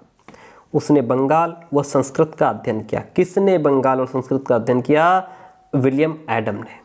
ठीक है। कलकत्ता में वो राजा राम मोहन राय से इतना अधिक प्रभावित हुआ कि अद्वैतवादी बन गया। कौन? William Adam. विलियम एडम को 1835 में भारत के गवर्नर जनरल लॉर्ड बेंटिक के द्वारा शिक्षा व्यवस्था सर्वेक्षण के लिए विशेष कमिश्नर नियुक्त किया गया था। सन 1835 से लेकर के 1838 तक बंगाल की शैक्षिक परिस्थितियों का अध्ययन किया और महत्वपूर्ण रिपोर्ट उसने प्रस्तुत की। किसने? विलियम एडम ने। वायसराय लॉर्ड विलियम बेंटिक ने एडम को बंगाल व बिहार तथा उससे संबद्ध क्षेत्रों में प्रचलित शिक्षा व्यवस्था का सर्वेक्षण करने के लिए विशेष कमिश्नर के रूप में नियुक्त किया। इस काम के लिए बेंटिक ने एडम को 1000 रुपये महीने की धनराशि देने का भी निर्णय किया कि आपको 1000 रुपये महीने दिया जाएगा। एडम ने सर्वप्रथम जुलाई 1835 को अपनी प्रथम रिपोर्ट प्रस्तुत की। उसने संपूर्ण बंगाल प्रांत के विद्यालय संबंधी आंकड़े प्रस्तुत किए और विलियम एडम ने दिसंबर 1836 को अपनी दूसरी रिपोर्ट प्रस्तुत की। इस रिपोर्ट में उसने जिला राजशाही के थाने नत्तूर के शैक्षिक आंकड़े प्रस्तुत किए। ठीक है, पूछ लेगा कि किसमें किसकी बात कही गई। जो उसकी जो प्रथम रिपोर्ट थी उसमें उसने संपूर्ण बंगाल प्रांत के विद्यालय संबंधी आंकड़े दिए थे और जो उसकी दूसरी रिपोर्ट 1836 में आई थी उसमें उसने जिला राजशाही के थाने नत्तूर के शैक्षिक आंकड़े दिए थे। और जो एडम ने फरवरी 1838 में अपनी तीसरी और आखिरी रिपोर्ट प्रस्तुत की थी इसमें उसने मुर्शिदाबाद, वर्धमान, तिरहुत, वीरभूमि, दक्षिणी बिहार के क्षेत्रों का सर्वेक्षण किया था। मोस्ट इंपॉर्टेंट पॉइंट से ध्यान रखिएगा। एडम भारत में जन शिक्षा का पक्षधर था और भारतीयों के लिए भारतीय शिक्षा पद्धति का पक्षधर था। एडम ने जब अपनी शिक्षा योजना तत्कालीन गवर्नर जनरल लॉर्ड ऑकलैंड के समक्ष प्रस्तुत की तब तक 7 मार्च 1835 को विलियम बेंटिक मैकाले मिनट को एक्सेप्ट करके इंग्लैंड को जा चुका था और लॉर्ड ऑकलैंड ने, जो कि पाश्चात्यवादी शिक्षा का समर्थक था, एडम की शिक्षा को अनुपयोगी और अव्यवहारिक बताते हुए अस्वीकृत कर दिया, यानी कि एक्सेप्ट नहीं किया। इससे एडम इतना दुखी हुआ कि उसने त्याग पत्र दे दिया। ओके, चलिए चैप्टर नंबर 8 की बात करते हैं। ईस्ट इंडिया कंपनी से रिलेटेड बात करते हैं। देखिएगा, ईस्ट इंडिया कंपनी ब्रिटिश सरकार की एक नियंत्रक संस्था थी। ब्रिटिश सरकार प्रत्येक 20 वर्ष के बाद नया आज्ञापत्र जारी करती थी और ये आज्ञापत्र 1763 ईस्वी से प्रारंभ हुए थे। वुड का घोषणा पत्र जो था वह 19 जुलाई सन 1854 को प्रकाशित हुआ था। वुड का घोषणा पत्र कब प्रकाशित हुआ? 19 जुलाई 1854 को। और ये जो घोषणा पत्र था, वुड का जो घोषणा पत्र था वह 100 पन्नों का था, यानी 100 अनुच्छेदों का था। 100 अनुच्छेदों में लिखे गए वुड के विस्तृत घोषणा पत्र में शिक्षा पर व्यापक विचार व अध्ययन किया गया। घोषणा पत्र में स्पष्ट रूप से लिखा गया कि हम बलपूर्वक घोषित करते हैं कि हम भारत में जिस शिक्षा का प्रसार देखना चाहते हैं वो यूरोपीय ज्ञान है। वुड के घोषणा पत्र में शिक्षकों का स्तर उठाने पर बल दिया गया। पहली बार शिक्षकों को मास्टर कहकर के संबोधित किया गया वुड के घोषणा पत्र में। वुड का घोषणा पत्र आधुनिक भारतीय शिक्षा व्यवस्था का आधार है। आधुनिक भारतीय शिक्षा व्यवस्था का आधार किसे बताया गया है? वुड के घोषणा पत्र को। वुड के घोषणा पत्र में जन शिक्षा विभाग की स्थापना की घोषणा की गई।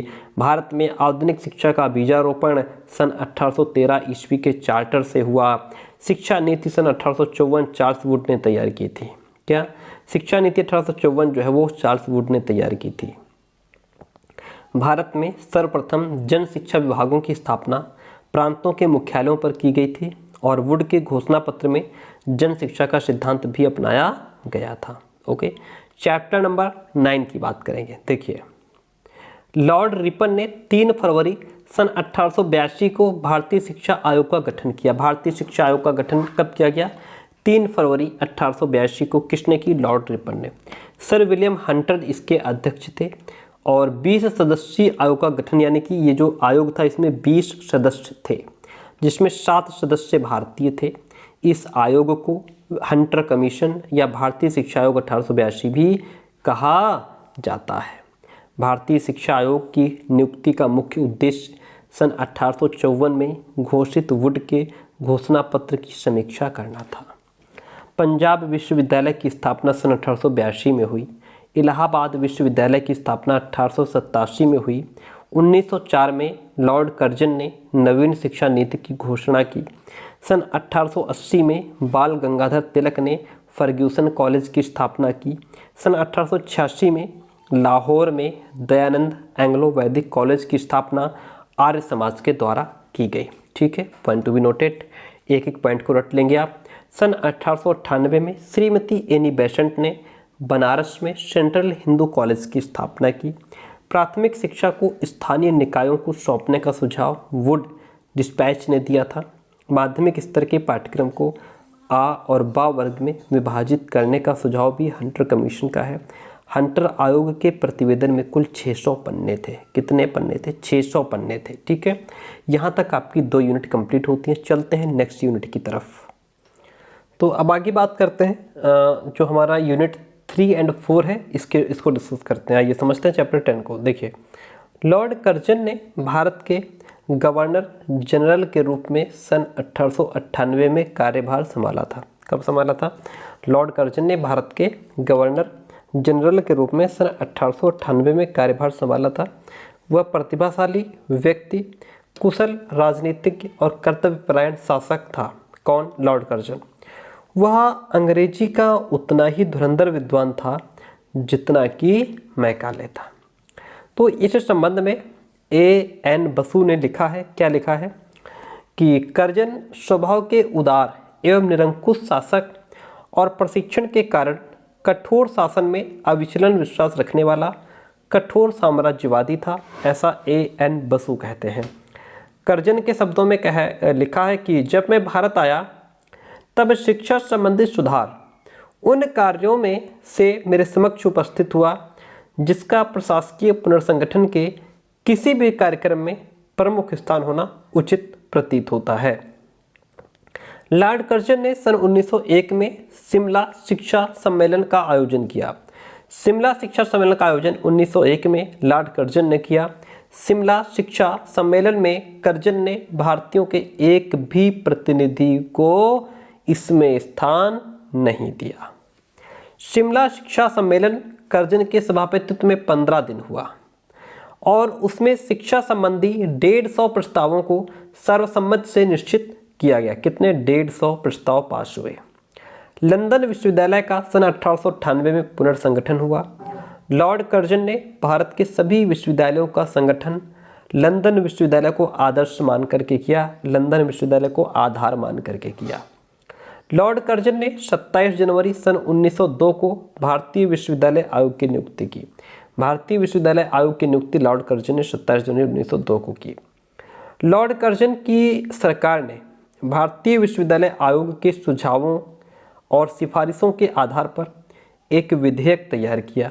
इस विधेयक ने 21 मार्च सन 1904 को पारित होकर के भारतीय विश्वविद्यालय अधिनियम का रूप ग्रहण किया। ठीक है, नेक्स्ट वन पॉइंट इज, इस अधिनियम के द्वारा भारतीय विश्वविद्यालयों के प्रशासन, अधिकार, कार्यक्षेत्र आदि में अनेक महत्वपूर्ण परिवर्तन किए गए। लॉर्ड कर्जन ने 11 मार्च सन 1904 को अपनी शिक्षा नीति को एक सरकारी प्रस्ताव के रूप में अंकित करके उसको प्रकाशित किया। कर्जन ने भारत में लगभग 7 वर्ष तक शैक्षिक काम किया। कितने वर्ष तक? 7 वर्ष तक। चैप्टर 11 कहता है सन 1882 में लॉर्ड रिपन ने भारतीय शिक्षा आयोग का गठन किया। भारतीय शिक्षा आयोग का गठन लॉर्ड रिपन ने 1882 में किया। इसमें सर्वाधिक ध्यान प्राथमिक शिक्षा के क्षेत्र में दिया गया। 14 सितंबर सन 1917 को लीड्स विश्वविद्यालय के कुलपति डॉक्टर माइकल सैडलर की अध्यक्षता में कलकत्ता विश्वविद्यालय आयोग की नियुक्ति की गई। कलकत्ता विश्वविद्यालय आयोग की नियुक्ति डॉक्टर माइकल सैडलर की अध्यक्षता में, यानी कि अध्यक्ष डॉक्टर माइकल सैडलर थे। ओके, और 14 सितंबर सन 1917 की बात है। उन्हीं के नाम पर इसको सैडलर आयोग भी कहा जाता है। इस आयोग के अध्यक्ष कौन थे? सैडलर थे। कलकत्ता विश्वविद्यालय आयोग में सदस्यों की संख्या 6 थी। इसे सैडलर कमीशन 1917 के नाम से भी संबोधित किया जाता है। आगे बढ़ते हैं। आयोग ने लगभग 1.5 वर्ष के प्रयासों के उपरांत मई सन 1919 में अपना प्रतिवेदन सरकार को प्रेषित किया, जो 13 भागों में विभक्त एक विस्तृत प्रतिवेदन था। सन 1916 में कलकत्ता विश्वविद्यालय में 2 स्नातकोत्तर विभाग खोले गए। कितने? 2। ठीक है। सैडलर कमीशन के द्वारा ली कमीशन शिक्षा समिति की नियुक्ति की गई। ली कमीशन शिक्षा समिति की नियुक्ति सैडलर कमीशन के द्वारा की गई। किसके द्वारा? सैडलर कमीशन के द्वारा।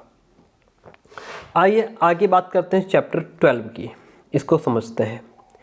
1935 के भारत सरकार अधिनियम गवर्नमेंट ऑफ इंडिया एक्ट 1935 के द्वारा भारत में द्वैध शासन का अंत कर दिया गया और प्रांतों में स्वशासन लागू हो गया। इसके द्वारा प्रांतों को प्रांतीय स्वायत्तता दे दी गई। स्वायत्तता का मतलब क्या होता है, इसको समझना बहुत जरूरी है। स्वायत्तता का मतलब होता है ऑटोनॉमी। स्वायत्तता को इंग्लिश में ऑटोनॉमी कहते हैं। ओके, यानी कि ऑटोनॉमी उस शक्ति को कहते हैं जिसमें किसी को अपना स्वयं पर फैसला लेने का अधिकार मिलता है, वो स्वायत्तता होती है, वो ऑटोनॉमी होती है। तो ये प्रांतीय स्वायत्तता दे दी गई और लोकप्रिय मंत्रिमंडल 1937 से काम करने लगे। इस समय राष्ट्र का नेतृत्व जो था वो गांधी जी के हाथों में था। उन्होंने सन 1937 में अपने पत्र द हरिजन में लेखों की एक श्रृंखला प्रकाशित की और एक शिक्षा योजना का प्रस्ताव किया जिससे मौलिक अथवा आधार शिक्षण यानी कि बेसिक एजुकेशन अथवा वर्धा योजना की संज्ञा दी गई। ओके, 31 जुलाई सन 1937 को गांधी जी की विश्व प्रसिद्ध शिक्षा का प्रकाशन हरिजन पत्रिका में हुआ। श्रीमन नारायण अग्रवाल इस सम्मेलन के आयोजक थे। 22-23 अक्टूबर सन 1937 को वर्धा में एक शिक्षा सम्मेलन आयोजित किया और इस सम्मेलन की अध्यक्षता महात्मा गांधी ने ही की थी। सन 1939 में हिंदुस्तानी तालीम संघ all India national education board ने बुनियादी शिक्षा को नई तालीम के नाम से संबोधित किया था। गांधी जी का कथन है, क्या कथन है? गांधी जी कहते हैं, शिक्षा से मेरा अभिप्राय उस प्रक्रिया से है जो बालक और मानव के सर्वोत्कृष्ट शारीरिक, मानसिक एवं भावनात्मक गुणों को बाहर ला सके। यह जो स्टेटमेंट है वो आपके गांधी जी ने दिया है। गांधी जी बालकों को व्यावसायिक शिक्षा के माध्यम से पर्याप्त ज्ञान एवं कौशल प्रदान करने के समर्थक थे। गांधी जी के अनुसार प्राथमिक शिक्षा निःशुल्क एवं अनिवार्य होनी चाहिए तथा अवधि 7 वर्ष होनी चाहिए। शिक्षा का माध्यम मातृभाषा होना चाहिए। सन 1938 को हरिपुरा में कांग्रेस के वार्षिक अधिवेशन में डॉक्टर जाकिर हुसैन समिति की रिपोर्ट प्रस्तुत की गई। क्या सन 1938 को हरिपुरा में कांग्रेस के वार्षिक अधिवेशन में डॉक्टर जाकिर हुसैन समिति की रिपोर्ट प्रस्तुत की गई? यही रिपोर्ट वर्धा शिक्षा योजना यानी कि वर्धा स्कीम ऑफ एजुकेशन के नाम से प्रसिद्ध है और बुनियादी शिक्षा का आधार है। बात यहाँ तक क्लियर होती है। आइए आगे बात करते हैं। गांधी जी ने कहा था, जन साधारण की अशिक्षा भारत का पाप है और कलंक है, अतः उसका अंत किया जाना अनिवार्य है। आचार्य कृपलानी का स्टेटमेंट है, बेसिक शिक्षा की योजना शिक्षा के क्षेत्र में गांधी जी की अंतिम मनःसृष्टि है। सन 1938 में वर्धा में विद्या मंदिर प्रशिक्षण विद्यालय स्थापित हुआ था। सन 1938 में वर्धा में विद्या मंदिर प्रशिक्षण विद्यालय स्थापित हुआ। 1966 में कोठारी आयोग ने बेसिक शिक्षा को समाप्त करने की संस्तुति भी की थी।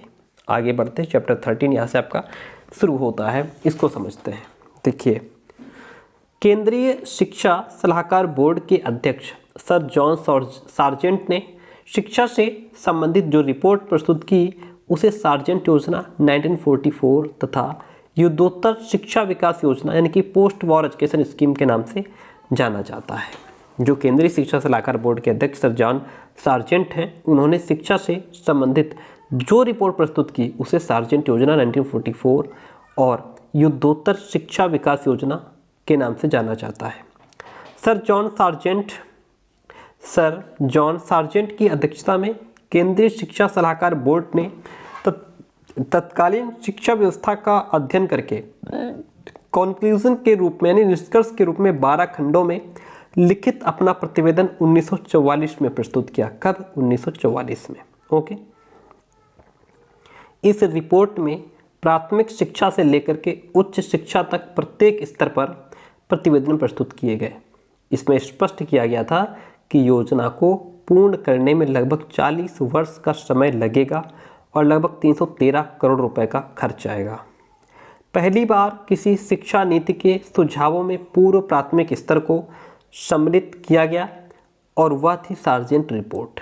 सार्जेंट रिपोर्ट का यह सुझाव था कि 3 से 6 वर्ष के बच्चों के लिए शिशु विद्यालयों यानी कि नर्सरी स्कूल की व्यवस्था की जाए। इन विद्यालयों में विशेष रूप से अत्यंत छोटे बच्चों को पढ़ाने के लिए प्रशिक्षित शिक्षिकाओं की व्यवस्था भी होनी चाहिए।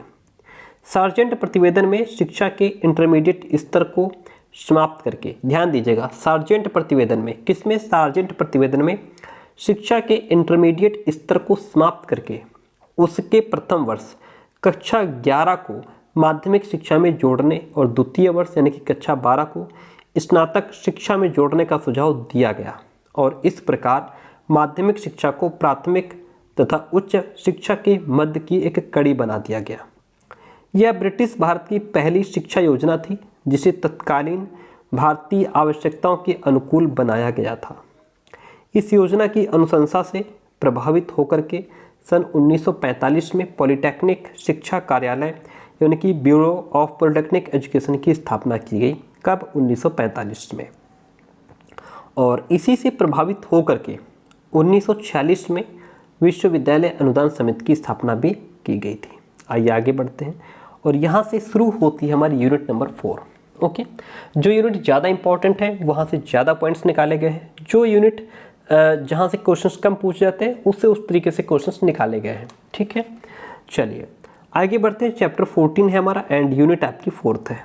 देखिए पहला पॉइंट है हमारा विश्वविद्यालय शिक्षा आयोग यानी कि राधाकृष्णन आयोग की नियुक्ति 4 नवंबर 1948 ईस्वी को हुई थी, जिसके अध्यक्ष डॉक्टर सर्वपल्ली राधाकृष्णन थे। अध्यक्ष कौन थे? डॉक्टर सर्वपल्ली राधाकृष्णन इसके अध्यक्ष थे। सचिव श्री निर्मल कुमार सिद्धांत थे। आइए इसको आगे समझते हैं। आयोग की नियुक्ति का उद्देश्य स्वयं आयोग के शब्दों में, यानी कि आयोग ने खुद अपने उद्देश्य अपने शब्दों में बताया। उन्होंने कहा भारतीय विश्वविद्यालयों के संबंध में रिपोर्ट प्रस्तुत करना तथा देश की तत्कालीन एवं भावी आवश्यकताओं के अनुरूप उपयुक्त उच्च शिक्षा के निर्माण एवं विस्तार के संबंध में सुझाव देना था। ये जो स्टेटमेंट है वो आयोग के शब्दों में है। ठीक है, आगे बढ़ते हैं, नेक्स्ट पॉइंट की बात करेंगे। आयोग ने केंद्र में ग्रामीण विश्वविद्यालय और उसके वृत्ताकार स्थिति में अनेक सावासिक पूर्व स्नातक कॉलेज बनाए जाने की सिफारिश की, जिनमें से प्रत्येक कॉलेज में लगभग 300 और संपूर्ण विश्वविद्यालय में 2500 के करीब छात्र हों। उच्च शिक्षा के संगठन को लेकर आयोग ने जो सुझाव दिए वो इस प्रकार है। क्या सुझाव दिए? सुझाव ये था कि उच्च शिक्षा का संगठन 3 स्तरों पर किया जाए। पहला आपका स्नातक हो, दूसरा स्नातकोत्तर, तीसरा अनुसंधान। स्नातक पाठ्यक्रम 3 वर्ष और परास्नातक पाठ्यक्रम 2 वर्ष का हो और शोध कार्य के लिए निम्नतम काम जो कार्यकाल हो वो आपका 2 वर्ष का होना चाहिए। उच्च शिक्षा का वर्गीकरण 3 वर्गों में कला, विज्ञान और व्यावसायिक और तकनीकी शिक्षा में किया जाए। वह इन वर्गों की शिक्षा हेतु कला, विज्ञान और व्यावसायिक शिक्षा, व्यावसायिक व तकनीकी शिक्षा के अलग अलग विभाग भी खोले जाएं। व्यावसायिक व तकनीकी शिक्षा को 6 वर्गों में विभाजित किया जाए। कितने वर्गों की बात की इसने? 6 वर्गों में विभाजित किया जाए। उच्च शिक्षा का वर्गीकरण 3 वर्गों में किया एंड आपका जो व्यावसायिक और तकनीकी शिक्षा है उसको इन्होंने 6 वर्गों में बांट दिया। जैसे आपका कृषि हो गया, वाणिज्य हो गया, इंजीनियरिंग, 3 हो गए, तकनीकी, चिकित्सा और कानून हो गया और शिक्षक प्रशिक्षण हो गया। कृषि, वाणिज्य, इंजीनियरिंग एवं तकनीकी, चिकित्सा और शिक्षक प्रशिक्षण के लिए स्वतंत्र संबद्ध महाविद्यालय खोले जाएं, ऐसी इसकी रिकमेंडेशन थी। ठीक है, आगे बढ़ते हैं नेक्स्ट पॉइंट की तरफ। आयोग ने विश्वविद्यालय शिक्षा को समवर्ती सूची में रखने का सुझाव दिया। सरकार ने सन 1953 में विश्वविद्यालय अनुदान समिति को विश्वविद्यालय अनुदान आयोग के रूप में बदल दिया। सरकार ने क्या किया? 1953 में विश्वविद्यालय अनुदान समिति को विश्वविद्यालय अनुदान आयोग के रूप में बदल दिया। सन 1956 में इसे एक कानून के द्वारा स्वतंत्र संस्था का दर्जा भी दिया गया। ये पहला आयोग था जिसने 3 वर्षीय स्नातक पाठ्यक्रम और सामान्य शिक्षा की अनिवार्यता पर बल दिया। सरकार ने सन 1954 में ग्रामीण उच्च शिक्षा समिति की स्थापना की और उसे ग्रामीण शिक्षा का उत्तरदायित्व भी सौंपा। ठीक है, सन 1959 में राष्ट्रीय सेवा योजना नेशनल सर्विस स्कीम तथा 1963 में नेशनल कैडेट कोर भी प्रारंभ की गई। ओके, एनसीसी कब प्रारंभ की गई? 1963 में। और जो ये आपका एनएसएस है यानी कि राष्ट्रीय सेवा आयोजन है, ये आपका 1959 में आया।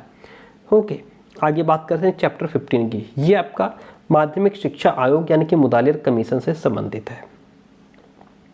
चैप्टर 15 की बात करेंगे। ये जो आयोग है आपका, यह स्वतंत्रता प्राप्ति के पश्चात गठित हुआ था। दूसरा आयोग है स्वतंत्रता प्राप्ति के पश्चात गठित होने वाला जो दूसरा आयोग है आपका, वह कौन सा आयोग है? उसका नाम क्या है? यह माध्यमिक शिक्षा आयोग है। परंतु माध्यमिक शिक्षा का यह पहला आयोग है, लेकिन माध्यमिक शिक्षा का पहला आयोग है स्वतंत्रता के बाद दूसरा है। यद्यपि स्वतंत्रता के पूर्व भी सन 1882 में माध्यमिक शिक्षा के विषय में हंटर आयोग का गठन किया गया था, जिसने माध्यमिक शिक्षा में सुधार के लिए महत्वपूर्ण सुझाव भी दिए थे। सन 1919 में सैडलर शिक्षा आयोग का गठन किया गया, जिसका कार्य माध्यमिक शिक्षा के प्रारूपों में परिवर्तन लाना था। क्या काम था? जिसका काम था माध्यमिक शिक्षा के प्रारूपों में परिवर्तन लाना। भारत सरकार ने 23 सितंबर सन 1952 को मद्रास विश्वविद्यालय के कुलपति डॉक्टर लक्ष्मण स्वामी मुदालियर की अध्यक्षता में माध्यमिक शिक्षा आयोग का गठन किया। अध्यक्ष के नाम पर इसे मुदालियर कमीशन भी कहते हैं। ओके, आयोग ने 28 अगस्त सन 1953 को 15 अध्यायों 15 चैप्टर्स में डिवाइड 244 जो पन्ने थे पृष्ठ, उसकी रिपोर्ट सरकार के समक्ष प्रस्तुत की। यानी कि 15 अध्याय 244 पन्ने। भारत सरकार से आयोग का गठन करने के लिए केंद्रीय शिक्षा सलाहकार बोर्ड ने रिक्वेस्ट किया, आग्रह किया। आयोग के गठन का मुख्य उद्देश्य माध्यमिक शिक्षा की समस्याओं का अध्ययन करना था। माध्यमिक शिक्षा की अवधि 7 वर्ष की होनी चाहिए। माध्यमिक शिक्षा की अवधि 7 वर्ष की होनी चाहिए और इसका प्रारंभ जो है वो प्राथमिक शिक्षा जूनियर बेसिक की कक्षा 5 उत्तीर्ण करने के बाद होना चाहिए। अर्थात ये शिक्षा 11 से 17 वर्ष तक की आयु के छात्र छात्राओं को दी जानी चाहिए। ठीक है, माध्यमिक शिक्षा की जो अवधि है वो 2 भागों में विभाजित होनी चाहिए। 2 भागों में विभाजित होनी चाहिए। एक तो आपकी 3 वर्ष तक जूनियर शिक्षा होनी चाहिए, 4 वर्ष तक उच्चतर माध्यमिक शिक्षा होनी चाहिए। ओके, कक्षा 11 व 12 वाली वर्तमान इंटरमीडिएट कक्षा के स्वरूप को बदल करके 11वीं कक्षा को हाई स्कूल और 12वीं कक्षा को विश्वविद्यालय से संबद्ध कर दिया जाना चाहिए। ठीक है, कक्षा 11 तक उत्तीर्ण छात्रों को विभिन्न व्यावसायिक और प्राविधिक संस्थानों में प्रवेश की अनुमति दी जानी चाहिए। उच्च एवं उच्चतर माध्यमिक स्तर के सभी विद्यालयों में एनसीसी फर्स्ट एड स्काउटिंग एवं जूनियर रेड क्रॉस की व्यवस्था भी की जानी चाहिए, ऐसी इसकी रिकमेंडेशन थी। भारत सरकार ने सन 1955 में अखिल भारतीय माध्यमिक शिक्षा परिषद का गठन किया था। आयोग ने मातृभाषा को माध्यमिक शिक्षा का माध्यम बनाया, जिससे माध्यमिक शिक्षा का प्रसार भी हुआ। ओके, आगे बढ़ते हैं, चैप्टर 16 की बात करते हैं। देखिएगा, चैप्टर 16 कहता है कि भारत सरकार ने उच्च शिक्षा के पुनर्गठन के लिए सबसे पहले सन 1948 में विश्वविद्यालय शिक्षा आयोग का गठन किया। उसके पश्चात 1952 में माध्यमिक शिक्षा के पुनर्गठन के लिए माध्यमिक शिक्षा आयोग का आयोग गठित किया गया। 14 जुलाई सन 1964 को डॉक्टर दौलत सिंह कोठारी, जो विश्वविद्यालय अनुदान आयोग के उस समय के अध्यक्ष थे, उनकी अध्यक्षता में 17 सदस्यीय राष्ट्रीय शिक्षा आयोग का गठन किया गया। 17 सदस्य थे उसमें। कितने सदस्य थे? 17 सदस्य थे।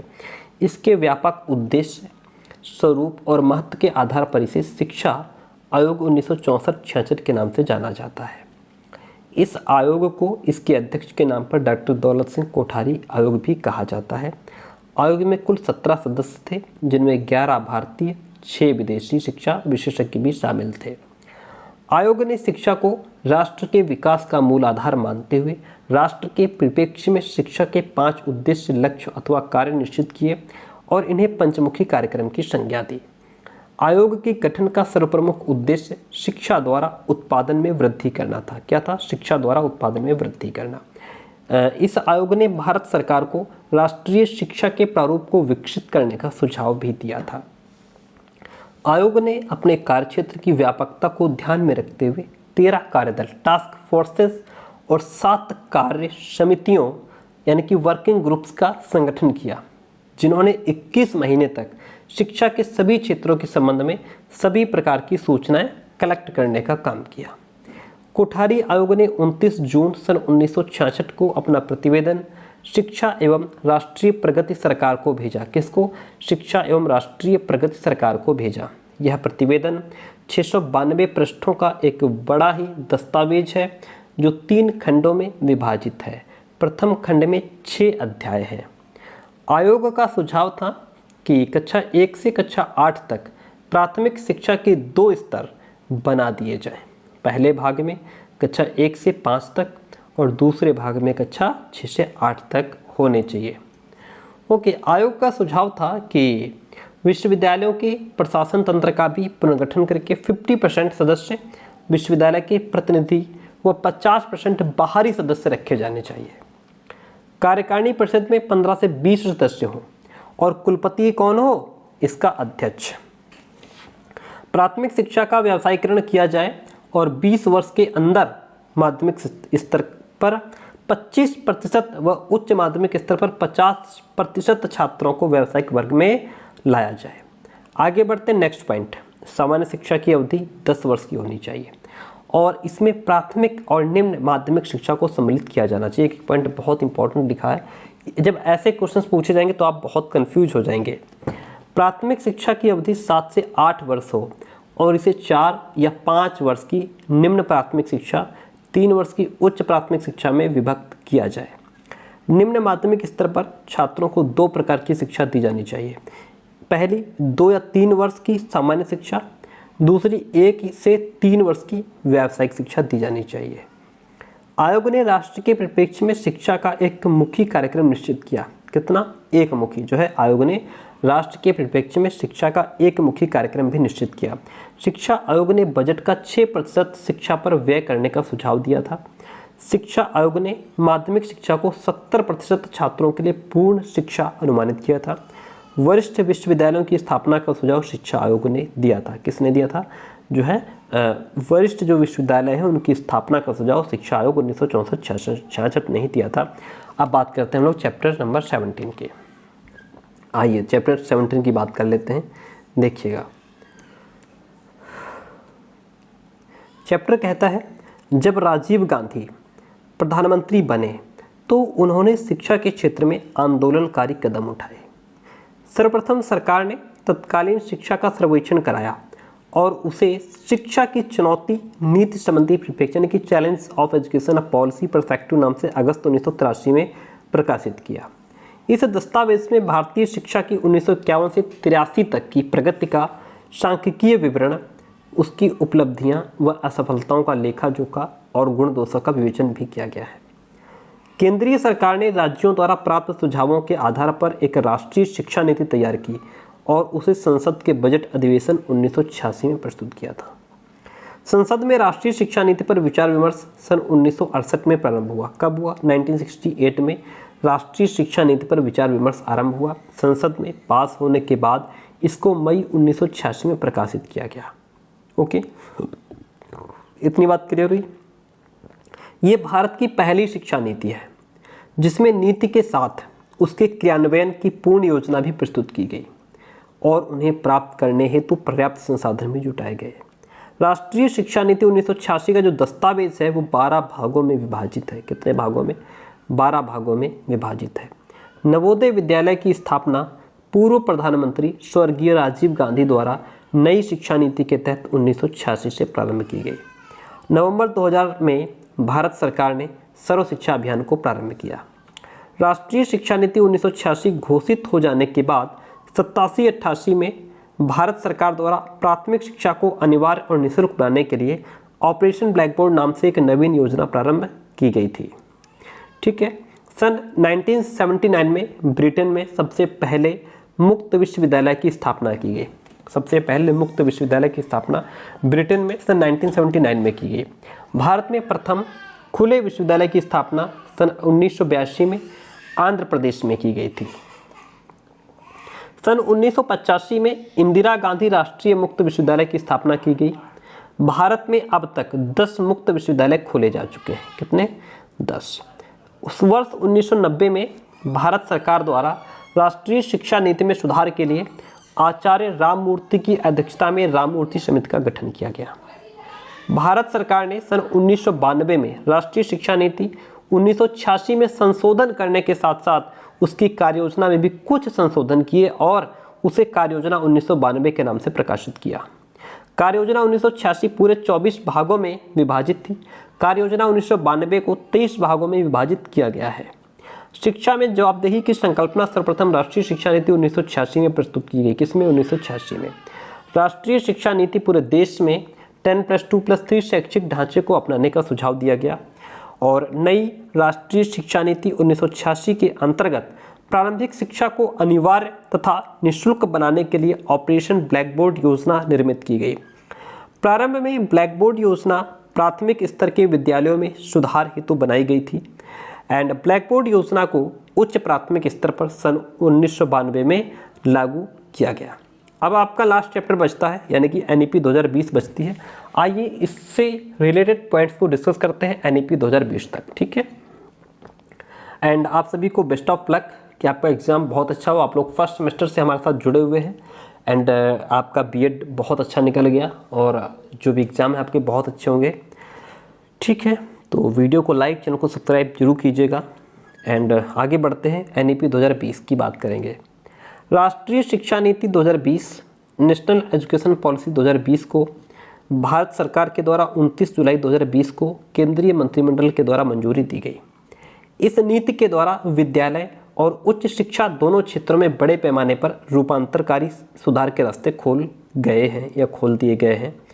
ये नीति जो है वो 34 वर्ष पुरानी राष्ट्रीय शिक्षा नीति 1986 नेशनल एजुकेशन पॉलिसी 1986 को प्रतिस्थापित करेगी।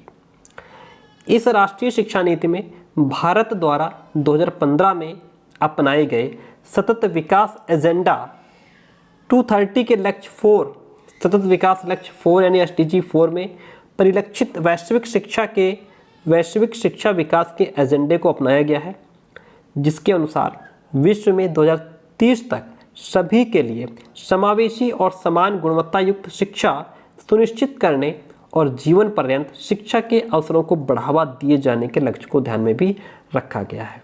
ओके, आगे बढ़ते हैं। अध्यक्ष कौन थे इसके? पद्म विभूषण डॉक्टर के कस्तूरीरंगन एनईपी 2020 के अध्यक्ष हैं। समिति का नाम कस्तूरीरंगन समिति है। समिति का गठन जून 2017 में किया गया और मई 2019 में राष्ट्रीय शिक्षा नीति का प्रारूप कैबिनेट में प्रस्तुत किया गया। मंजूरी कब मिली इसको? 29 जुलाई 2020 को केंद्रीय मंत्रिमंडल द्वारा इसको मंजूरी मिली। शिक्षा मंत्रालय की अगर बात करें तो मानव संसाधन विकास मंत्रालय ministry of human resource development MHRD का नाम बदल करके शिक्षा मंत्रालय कर दिया गया है, जिसका उद्देश्य शिक्षा और सीखने यानी कि एजुकेशन एंड लर्निंग पर पुनः अधिक ध्यान आकर्षित करना है। ध्यान रखिएगा, इसमें जो आपका मानव संसाधन विकास मंत्रालय है उसका नाम शिक्षा मंत्रालय कर दिया गया है। राष्ट्रीय शिक्षा नीति 2020 के तहत वर्ष 2030 तक सकल नामांकन अनुपात यानी GER को 100% लाने का लक्ष्य रखा गया है। केंद्र और राज्य सरकार के सहयोग से शिक्षा के क्षेत्र पर GDP के 6% हिस्से के सार्वजनिक व्यय का लक्ष्य रखा गया है। भारत सरकार नया राष्ट्रीय पाठ्यचर्या फ्रेमवर्क तैयार करेगी, जिसमें ECCE स्कूल टीचर और प्रौढ़ शिक्षा को भी जोड़ा जाना है। राष्ट्रीय परीक्षा एजेंसी द्वारा उच्च शिक्षा संस्थानों में प्रवेश के लिए कॉमन एंट्रेंस एग्जाम का ऑफर होगा। ई-लर्निंग पर जोर देकर पाठ्यपुस्तकों पर निर्भरता को कम किया जाना है। यह नीति स्वतंत्र भारत की तीसरी शिक्षा नीति है, जिसमें बुनियादी तौर पर परिवर्तन किए गए हैं। वर्तमान शिक्षा नीति में 10+2 को बदलकर 5+3+3+4 के पैटर्न को अपनाते हुए स्कूली शिक्षा को 15 साल कर दिया गया है। अभी जो 5+3+3+4 है, आइए इसको समझते हैं, बहुत इंपॉर्टेंट है। देखिए, पहले आता है आपका फाउंडेशन स्टेज। फाउंडेशन स्टेज को 3 से 8 साल तक के बच्चे के लिए तैयार किया गया है, जिसमें 3 साल की प्री स्कूल शिक्षा और 2 साल की स्कूली शिक्षा यानी कि कक्षा 1 या 2 शामिल है। ओके, ये हो गया आपका 5 यानी कि 3, 4, 5, 6, 7, 8 यानी कि इसमें जो है 3 से 8, ठीक है, जिसमें आपका 3 साल की तो प्री स्कूल हो गई और 2 साल की ये हो गई। 3 2 5 साल हो गए। 5+3 अब 3 नंबर आएगा, 3 को समझिए। ये आपकी प्रीपरेटरी स्टेज है। प्रीपरेटरी स्टेज में 8 साल से 11 साल तक के बच्चों को शिक्षा प्रदान की जाएगी, जिसमें कक्षा 3 से 5 तक के बच्चों को शामिल किया जाएगा। मिडिल स्टेज की बात करें तो इसमें कक्षा 6 से 8 तक के बच्चों को शामिल किया जाएगा। सेकेंडरी स्टेज की बात करें तो सेकेंडरी स्टेज में कक्षा 9 से 12 तक की कक्षा के बच्चों को शामिल किया जाएगा। इस बात को आप ध्यान में रखेंगे, कौन सी स्टेज में किस बच्चे को रखा जाएगा। अभी तक भारत में डीम्ड राज्य और सेंट्रल विश्वविद्यालय के लिए अलग अलग नियम थे, अब सभी के लिए एक समान नियम लागू होंगे। ओके, चलिए, राष्ट्रीय शिक्षा नीति 2020 के तहत 3 साल से 18 साल तक के बच्चों को शिक्षा का अधिकार कानून 2009 के अंतर्गत रखा गया है। इससे पहले 6 से 14 वर्ष तक की आयु के बच्चों को मुक्त एवं अनिवार्य शिक्षा का प्रावधान रखा गया था। ठीक है, उच्च शिक्षण संस्थान में सकल नामांकन अनुपात यानी कि ग्रॉस एनरोलमेंट रेशियो को 26.3% वर्ष 2018 से बढ़ाकर के वर्ष 2035 तक 50% तक करने का लक्ष्य रखा गया है। इसके साथ ही देश के उच्च शिक्षण संस्थानों में 3.5 करोड़ नई सीटों को भी जोड़ा जाएगा। तो ये हमने जो आपका पेपर फर्स्ट है उसको फुल कंप्लीट कर लिया है, यानी फुल बुक रिवीजन कर लिया है। ठीक है, अगर आप यहाँ तक आ गए हैं प्लीज़ वीडियो को लाइक, चैनल को सब्सक्राइब जरूर कीजिएगा। अपना प्यारा सा कमेंट क्लास कैसी रही जरूर बताइएगा। बेस्ट ऑफ लक आप सभी को। ठीक है, और मिलते हैं बहुत जल्दी आपसे पेपर सेकंड में। ठीक है, चलिए, भगवान चाहेगा जितना हम लोगों ने पढ़ा है पूरा पेपर आपको वहीं से मिलेगा।